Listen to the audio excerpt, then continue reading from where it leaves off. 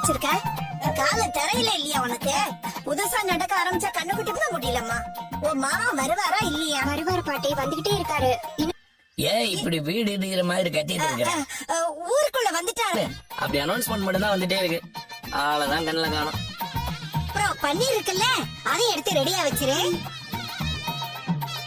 ஜியா, எதுக்கு இப்படி நீ பரபரப்பா இருக்க? அத மறந்துட்டேனே. ஐயோ,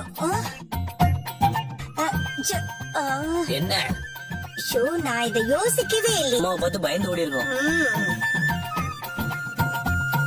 தேடிட்டு இருக்கேன். அவருக்கு எந்த ரூம குடுக்கலான்னுதான்.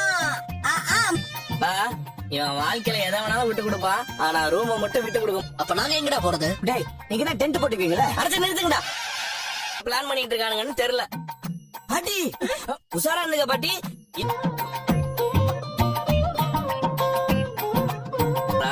அதுவும் இல்லையா, பின்னாடி மாட்டு கொட்டை இருக்குது. புரட்ட விட்டு படு தூங்குன. அப்ப மட்டும் நல்லா அப்படியா வாழ்ந்திருந்தாலும் அவர் இருக்க இடத்துக்கு ஏத்த மாதிரி அட்ஜஸ்ட் பண்ணிப்பாரு. என்ன சொல்ற? நம்ம ரூம் எதுக்கு கொடுக்கணும்? எங்க ரூம் அவ்வளவு ஹோட்டல்ல போய் தங்க போறீங்களா? ஒண்ணு இல்ல பாட்டி, அவ சும்மா ஏதோ சொல்லிட்டு இருக்கா. இப்படி ஹால்லயே படுத்துக்கலாமே, எனக்கு எந்த இஷ்யூவும் இல்ல. ஆமா, வராது, நானும் பாக்க எதுவுமே செய்யல. ஆனா அவருக்காக நான் போய் எல்லை வெட்டிட்டு வருமா?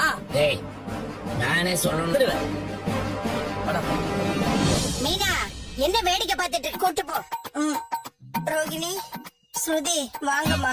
பொண்டாட்டியோட ஆட்டம் தாங்கலடா. இன்னும் மாமா வரவே இல்ல.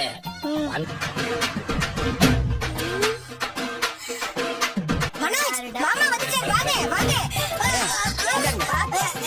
ரொம்ப அழகா இருக்கீங்க இல்லம்மா?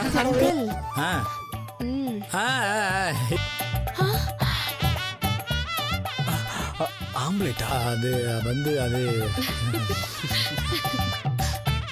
அது போன்ல அப்பா சொன்னாரு, பிரேஸ்லெட் வாங்கி கொடுத்து அனுப்பியிருக்கேன்னு.